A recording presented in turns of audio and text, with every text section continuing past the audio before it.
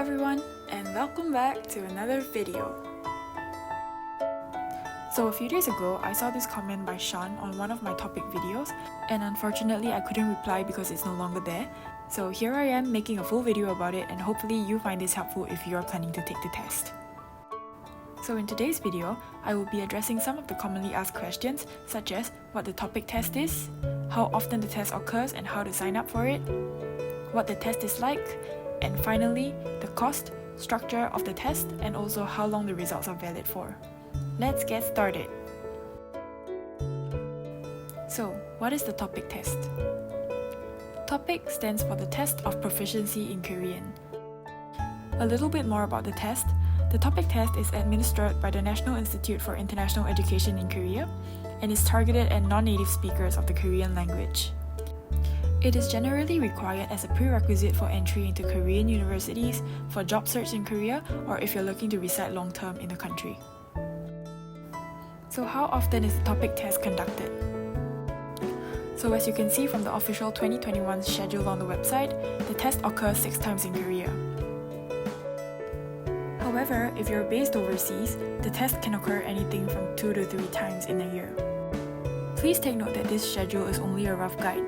I highly recommend that you check with your local test provider how many times and when they are conducting the test in your region.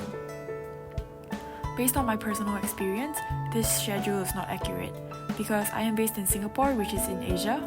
However, when I checked with my local test provider, they mentioned that only the April and October test would be conducted. So moving on, how do you sign up for the TOPIK test? You can register for the TOPIK test on the official TOPIK website by clicking on the online registration button. Another way you can sign up for the TOPIK test is to search up the Korean institution or school that will be conducting the TOPIK test in your country. Usually, these institutes or schools will have a separate TOPIK registration on their website where they will compile all the registrants from their country and submit it to TOPIK as a whole. Personally, I prefer to register with the TOPIK test provider in my country because that way I will be notified if there are any changes with regards to the test, such as change in location or changes of the procedure on the day itself.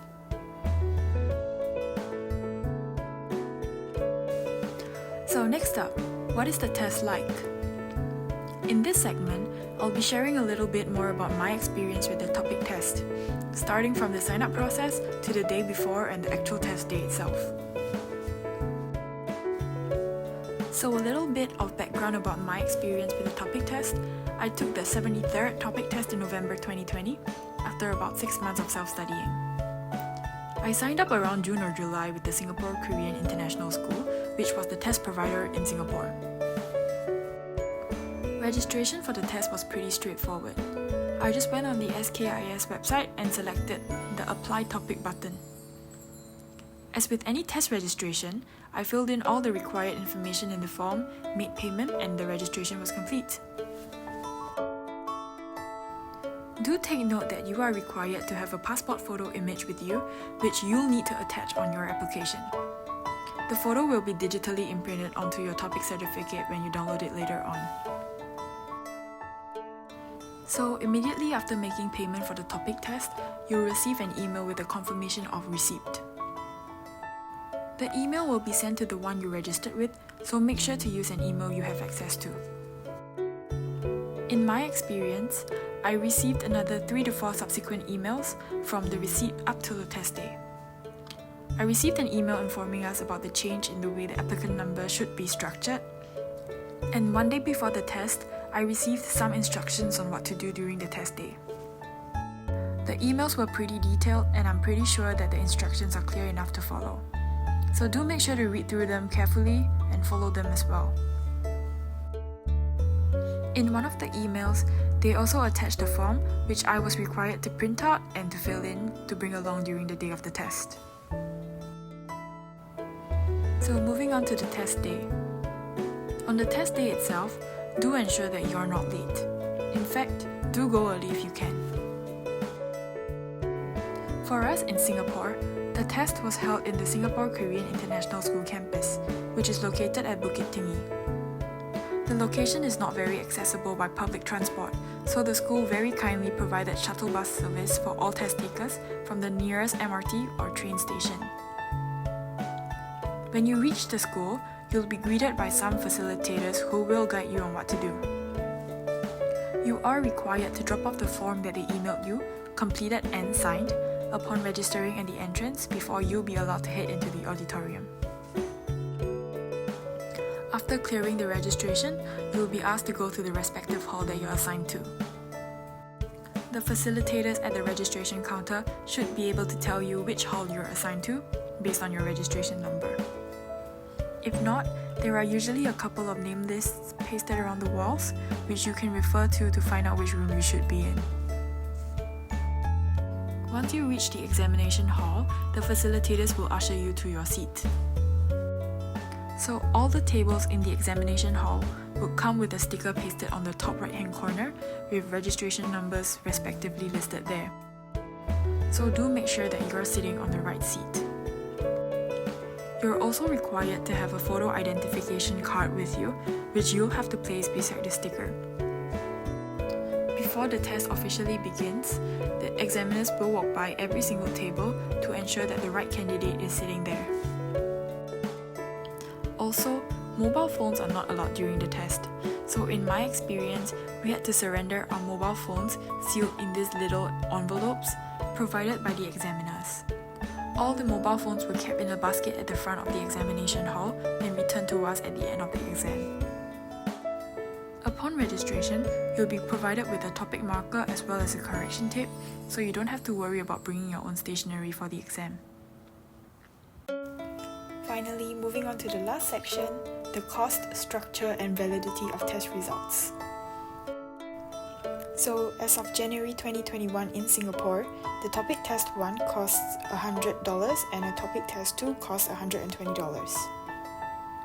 Please take note that the cost may vary depending on the country that you are based in, so it's still best to check with your local test provider. Now moving on to the test structure.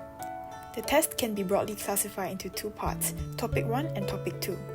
Topic 1 is focused at the beginner level, while Topic 2 is focused at the intermediate and advanced level. So as you can see from the chart below, under Topic 1 and Topic 2, you can see that it's further broken down into 6 levels. The maximum score that you can get for Topic 1 is 200, and the maximum score you can get for Topic 2 would be 300. So the topic test differs from a lot of the other language proficiency tests out there in the market, in that you sign up for the category that you want to go for, and based on the score you get, they will tell you which level you fall into. So based on this chart, you can broadly classify the beginner, intermediate and advanced into 2 levels each. So level 1 would be the lower beginner level, and level 2 would be the higher beginner level. So as mentioned before, the maximum score you can get for the Topic 1 exam is 200, while the maximum score for Topic 2 is 300. And that's because there is an additional writing section in the Topic 2 exam. So this table that you see right here is the breakdown of the test components, and it can be found on the official Topic website. So based on what you see here, the Topic 1 exam is combined into one test period, and it comprises of the listening and reading sections together. The Topic 2 exam is broken down into 2 test periods, with the first period comprising of the listening and writing section, and the second period comprising of the reading section. So this is a sample test day timetable which I've taken from the Singapore Korean International School, and as you can see here, what usually happens is that the Topic 1 exam is conducted in the earlier part of the day in just one continuous section. And immediately after that, the Topic 2 exam would start, and it would be broken down into 2 separate sections. And finally, the last point, which is how long the test results are valid for.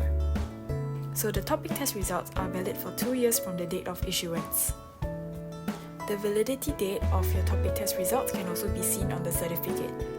So this means that you may need to sit for the same test again after 2 years if you do need to renew your certificate. And there you have it. These are the basic facts that you need to know about the Topic test before you sign up for it. If you have any more questions, feel free to drop them in the comments below, and I'll be happy to answer them in another video. Also, I reply to every single comment, so feel free to drop me a message below. Thank you for watching, and I hope you found this helpful. I'll see you in the next video. Bye!